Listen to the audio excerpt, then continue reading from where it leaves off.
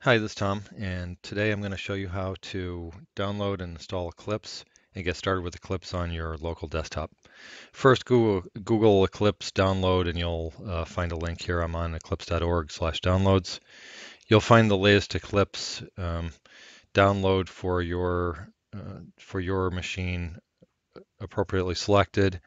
Here we have Eclipse Neon, and I'm going to get the 64-bit version. I can select a mirror. Select any mirror I'd like. For example, I'll select this one, and I can start the download.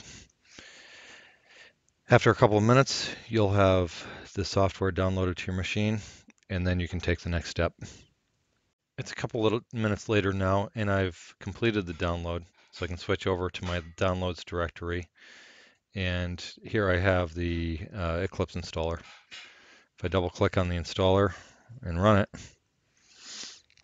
then I'll get the modal that installs Eclipse onto my local machine.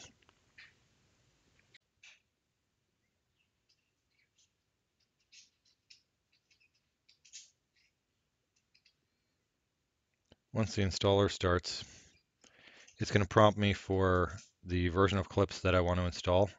And what we're going to do today is we're going to install the Java EE developer version of Eclipse because we're enterprise Java developers.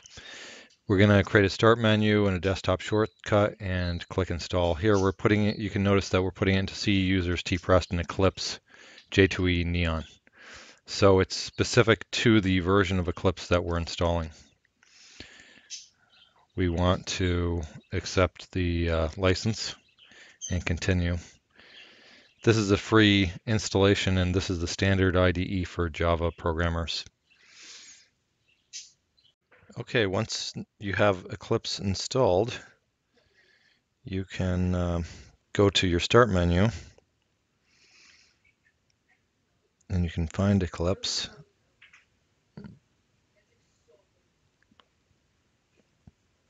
And you can start Neon. When Neon comes up, it's going to ask you which workspace you want to start. Your workspace is where you keep your project. The default looks like this. It puts it into my home directory /workspace. I added in a hello directory, and then I get started. When Eclipse starts for the first time, it brings you into this view. I'm going to make it full screen here. And in this view, you can see that you're in a tab, and you can get a bunch of instructions, basically a help view. This is the welcome tab. I'm going to kill the welcome tab, and when I do, I end up in the Project Explorer view.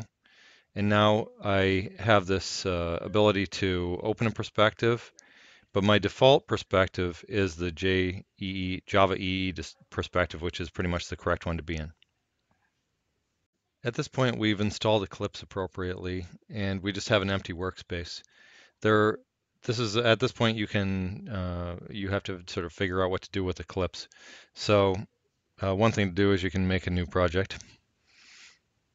You can make various types of projects. I can make a simple Java project, for example. Call the project hello.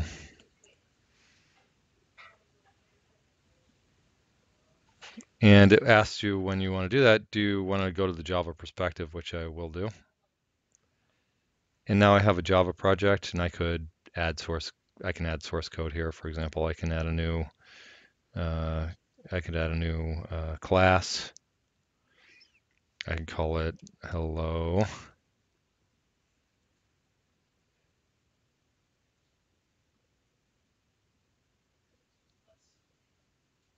It'll make a class in a particular package. It's in the hello package, and I can do public. I can make a main method.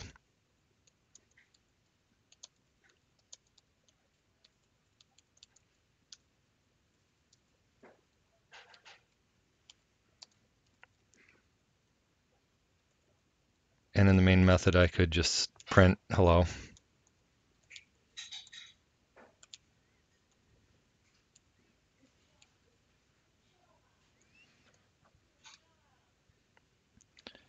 And when I save that, now I have a class, and you can see I don't have any errors. Now that I have a class with no errors, I can simply run it by clicking the Run button. It'll run it, it'll bring up the console, and there I've printed hello. So that is the installation of Eclipse and the very first little project that I have in Eclipse, a little hello project that just prints hello. Another thing that you might want to do inside of Eclipse is go to a different perspective. For example, I might want to open a perspective and look at a Git perspective. And if I open the Git perspective, you can see that I have a Git repositories tab, and I can do various operations in Git. We could explore Git in a different tutorial.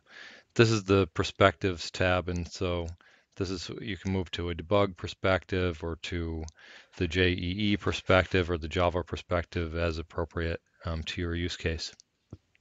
What I want to do is I want to install an Eclipse plugin for Gradle. In order to do this, I go to Help and then Eclipse Marketplace. In the Eclipse Marketplace, what I'm going to do is I'm going to find the Eclipse plugin for Gradle, which is called Buildship. Buildship is found in the Marketplace window, if I can get back there, by just typing Buildship and search.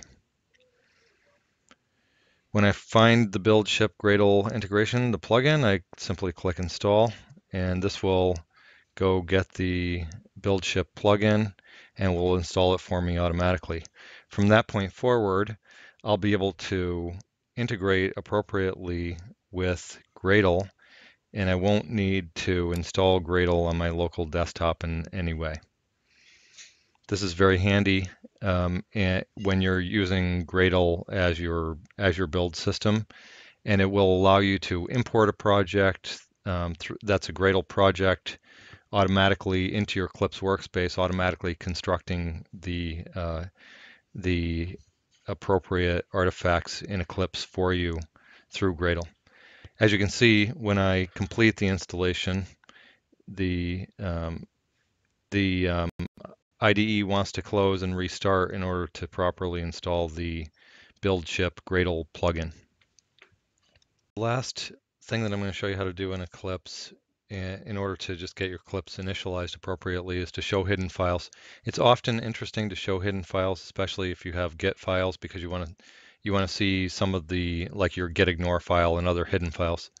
In order to do that, your best bet is to go to Window, Preferences, Remote Systems, and then find the ability to show hidden files, and then show hidden files. Click Show Hidden Files, apply, and say OK. And now you'll see all of the hidden files. So if you have a git ignore or other hidden files, you'd now see them here. That completes our Eclipse installation package. I hope this helped you to get started with Eclipse.